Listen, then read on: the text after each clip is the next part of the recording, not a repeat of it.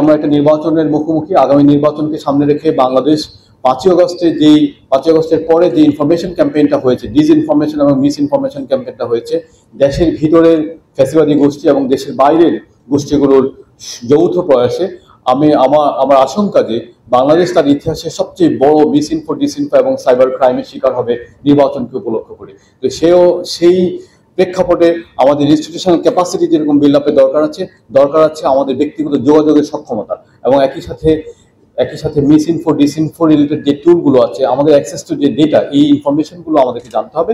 এবং এই জানাশোনার মাধ্যমে এবং আপনাদের যে চ্যালেঞ্জগুলো কিভাবে আমাদের কাছে কমিউনিকেট করতে পারেন, এই কমিউনিকেশনে এই ট্রেনিংটা অত্যন্ত গুরুত্বপূর্ণ ভূমিকা পালন করবে। আজ এবং আগামীকাল আমরা আপনাদের কাছ থেকে শুনবো এবং তার ভিত্তিতে আমরা আমাদের পরবর্তী করণীয় নির্ধারণ করব। আমি আবারও আমাদের প্রধান অতিথি মাননীয় তথ্য সম্প্রচার মন্ত্রণালয়ের উপদেষ্টা মোহাম্মদ মাহফুজ আলম এবং আমাদের যারা অর্গানাইজ করেছেন আইসিটি বিভাগ, তাদের সবাইকে আন্তরিক ধন্যবাদ জানাই তথ্য ও সম্প্রচার মন্ত্রণালয়ের কর্মকর্তাদেরকে এবং আপনাদেরকে যারা দেশের বিভিন্ন প্রান্ত থেকে অত্যন্ত স্বল্প সময়ের নোটিসে এখানে উপস্থিত হয়েছেন। আপনাদের স্থানীয় নিজ পরিসরে আপনারা সরকারের প্রতিনিধি, ইনফরমেশন অ্যাম্বাসেডর। তো সেক্ষেত্রে ধরুন ভ্রাম্যমাণ চলচ্চিত্র প্রদর্শনের দায়িত্ব আছে আপনাদের, সেমিনার, মহিলা সমাবেশ, আলোচনা সমাবেশ করা, কমিউনিটি বৈঠক, উঠান বৈঠক, তারপর বিভিন্ন কিশোর মেলা, শিশু মেলা, নারী মেলা, তারপর বিভিন্ন ম্যাগাজিন করা, তারপর জনমত প্রতিষ্ঠার জন্য বিভিন্ন ধরনের প্রতিবেদন তৈরি করা, পোস্টার, লিফলেট, প্রচারপত্র করা, প্রশিক্ষণ এবং বিনিময় করা, সংবাদ বিজ্ঞপ্তি প্রস্তুত করা, স্থানীয় বিভিন্ন বিভাগ বা প্রেস এবং সাংবাদিকদের সাথে প্রচার করা। দেখেন, এই প্রত্যেকটা কাজে you are dealing with immense amount of data. এই ডেটাকে কিভাবে উপস্থাপন করবেন এবং একই সাথে উপস্থাপনের পরে সেটা কিভাবে মানুষের বোঝার ভাষায় মানুষের কাছে পৌঁছে দিবেন, এই দায়িত্বটাতে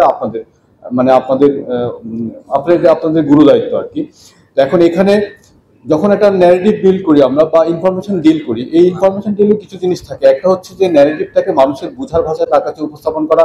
দ্বিতীয় বিষয়টা হচ্ছে যে সেখানে কিছু তথ্য, পরিসংখ্যান, উপাত্ত প্রদান করা যাতে মানুষ এই ডেটাটাকে ক্রেডিবল হিসাবে নেয়।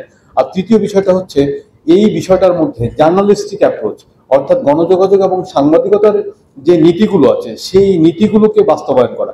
এই তিনটা বিষয়ের সমন্বয়ে আমি মনে করি যে আপনারা আসলে আমাদের জনসাধারণের কাছে আরো বেটার তথ্য নিয়ে হাজির হতে পারবেন।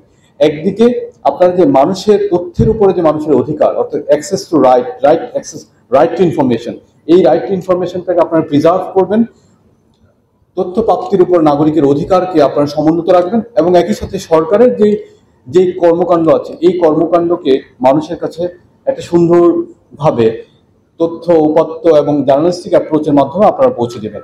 সবকিছু মিলে আমি মনে করি যে